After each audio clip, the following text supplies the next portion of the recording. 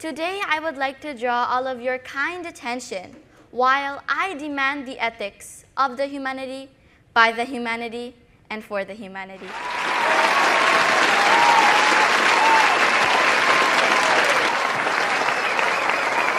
WhatsApp guys আসসালামু আলাইকুম আপনারা কেমন আছেন আশা করি সবাই ভালো আছেন আমি জুনেদ আপনারা দেখতেছেন জুনেদ আলী অফিশিয়াল আমি আপনাদের জন্য একটি ভিডিও प्ले করতে যাচ্ছি সবাই দেখবেন आशा करी সবাই দেখবেন ভালো লাগবে आज बात करने वाले हैं बांग्लादेश की टैलेंटेड बच्ची फतीहा आयात के बारे में कि किस तरह बच्चों के हकूक़ के लिए काम कर रही हैं और ये बांग्लादेश का फ़ख्र है ये बांग्लादेश की शान है जो आज यूएनए के अंदर बात कर रही हैं बच्चों के हकूक़ को लेकर और ये बांग्लादेश के लिए बड़े इज़ाज़ की बात है कि इतनी ज़्यादा काबिल बच्ची जो बांग्लादेश की है वो यूएनए के अंदर बच्चों की प्रोटेक्शन के लिए बच्चों की हिफाजत के लिए काम कर रही हैं बच्चों के हकूक़ के लिए काम कर रही हैं तो आज उन्हीं की एक स्पीच लेकर आए हैं जिसमें वो यूएनए के अंदर बात कर रही हैं तो ये बांग्लादेश का फ़ख्र है बांग्लादेश की शान है बांग्लादेश की यान है तो आज इसी हवाले से वीडियो की तरफ बढ़ने से पहले आप दोस्तों से गुजारिश है अगर आप चैनल पर नए हैं तो चैनल को सब्सक्राइब करें साथ में बेल आइकॉन को भी दबाएं ताकि आपको वीडियो का नोटिफिकेशन सबसे पहले मिलता रहे चलें वीडियो स्टार्ट करते हैं जी heavy Today, I would like to draw all of your kind attention while I demand the ethics of the humanity, by the humanity, and for the humanity.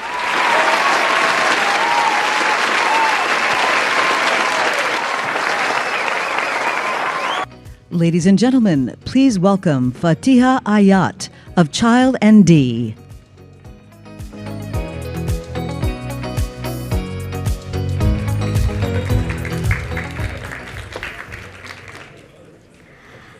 When I came across the programming themes of Concordia Annual Summit 2022, I took a letter from each of the themes and transformed it into an amazing and powerful word, ethics.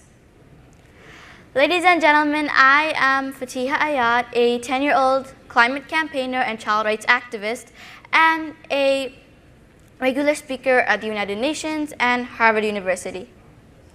Today, I would like to draw all of your kind attention while I demand the ethics of the humanity, by the humanity, and for the humanity.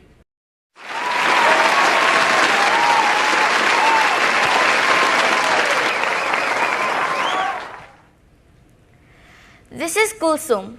She lives in Bangladesh, one of the largest deltas in the world, facing the most adverse effects of climate change, with riverbank erosion and floodwater inundation. Due to the annual monsoon when the rainy season ends each year in Bangladesh, large, barren, sandy islands appear. These lands can be used by the extremely poor farmers like Kulsum and her husband Kashem to grow high nutrition crops. This is called the sandbar cropping system. This is what environmental sustainability is all about. The climate vulnerable people of today have learned how to adapt with their environment. All they need is just a slight push or pump from the public and private sectors, for which we are here today. Meet my pen pal, Camila Delgado from Venezuela. She is a 9-year-old cancer patient. Due to the economic sanctions and trade embargoes, the hospitals in Caracas are facing a severe shortage of medicines and vaccines. Camelia is not being able to get her treatment due to the lack of life-saving medical supplies. In the last email, which was 5 months ago, Camelia told me that she wants to go back to school. In the last 5 months, although I have emailed her many times, I did not get a response from her a single time. I do not know if she is okay. Not just Camelia in Venezuela.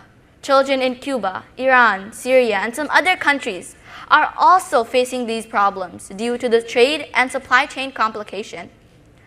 I hope that the leaders of today's world will look into this issue urgently. Dear leaders, look at the eyes of Bilqis, a 13-year-old Rohingyan girl living in the largest refugee camp in the world, with her younger brother and her younger sister. No parents. Where are her parents? Both were killed in the ethnic cleansing operations of the military of Myanmar, a country which has still not ratified the Convention Against Torture and other cruel, inhuman, or degrading treatment. I ask with deep condolence, where is Bilqis's human rights? And who will ensure that? I just don't know. I don't know how long Bilqis and the other 7 million Rohingyan refugees will be forced to live in the largest refugee camp in the world. It does not matter to Bilqis how much we talk about human rights while sitting in a multi-floored, air-conditioned conference room like this. What matters to her is that no one is there to ensure her human rights. So will you leaders please step up, or will politics stop you? I just don't know. Now let's look at innovative technology. It is the 9th out of the 17 SDGs. We are all happy with the wave of satisfaction how far this innovative technology has reached. Even I used Google Classroom during the pandemic. But were we able to spread this innovative technology to everyone? If yes, then how come Mariam and Sophia are still walking 3 miles every day to and from school under just any weather condition? Where is their access to remote learning? So I think, and I hope you also will think, that instead of just the innovative technology, we also need the equitable distribution of this. Not just innovative technology, we also need to make this the inclusive one. Not hundreds, not thousands, millions of girls my age have no sanitary pads. And we don't even like to talk about this due to the social taboo.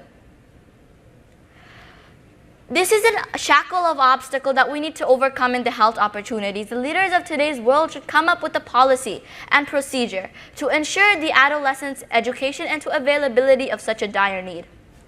When we come across and talk about the last theme, democracy, security, and geopolitical risk on climate change, it is then that our leaders walk out of the conference room. But we must not stop. We must stop Mr. Jair Bolsonaro from destroying the Amazon rainforest. We must stop Mr. Narendra Modi from pushing coal projects at home in India and abroad. We must stop Mr. Kim Jong-un from testing nuclear weapons in the ocean to save the aquatic biodiversity. We must stop Mr. Nicolas Maduro from spreading mining area in Venezuela. We should stop Mr. Rodrigo Duterte from selling mineral and marine resources. So I hope that the leaders of today's private and public sectors, which are present here today, will actually work about these ethics and apply them in the everyday lives to make a better livelihood for all of humanity. And some leaders are doing very well. When I was 6 years old, I went to the International Girl Child Day event organized by UNICEF USA. And it was then that I started my journey. So without any further ado, I invite to the stage UNICEF USA. तो जी viewer, ये थी video और आपने देखा कि बांग्लादेश की ये छोटी सी बच्ची जो बच्चों के हकूक़ के लिए काम कर रही है, उनकी एजुकेशन के लिए काम कर रही है और यूएनए के अंदर इसका बात करना ये बांग्लादेश का फ़ख्र है। और किस तरह लोगों को बता रही हैं बच्चों की हिफाजत करना, बच्चों की परवरिश करना, बच्चों की एजुकेशन को लेकर बच्चों के लिए काम कर रही हैं। और ये एम्बेसडर हैं बांग्लादेश की, ये फातिया आयात बच्चों की एम्बेसडर हैं और ये काम कर रही हैं यूएनए के साथ। तो ये बांग्लादेश का बहुत बड़ा फ़ख्र है कि ये आज दुनिया को बता रही हैं, आज यूरोप को बता रही हैं कि बच्चों की हिफाजत किस तरह की जाए, बच्चों के लिए किस तरह काम करना चाहिए। और ये बच्चों की एम्बेसडर है और इतनी काबिल बच्ची है बांग्लादेश की फातिया आयात, और ये बात कर रही हैं और ये बता रही हैं कि किस तरह काम किया जा सकता है बच्चों की हिफाजत को लेकर, बच्चों के हकूक़ को लेकर। तो ये बड़ा फ़ख्र है बांग्लादेश का और एक बहुत बड़े इंटरनेशनली फोरम के ऊपर बात करना ये बांग्लादेश के लिए फ़ख्र की बात है। तो ये थी आज की वीडियो। आप इस वीडियो के बारे में क्या कहना चाहते हैं ज़रूर कमेंट करके हमें बताइएगा। बहुत शुक्रिया।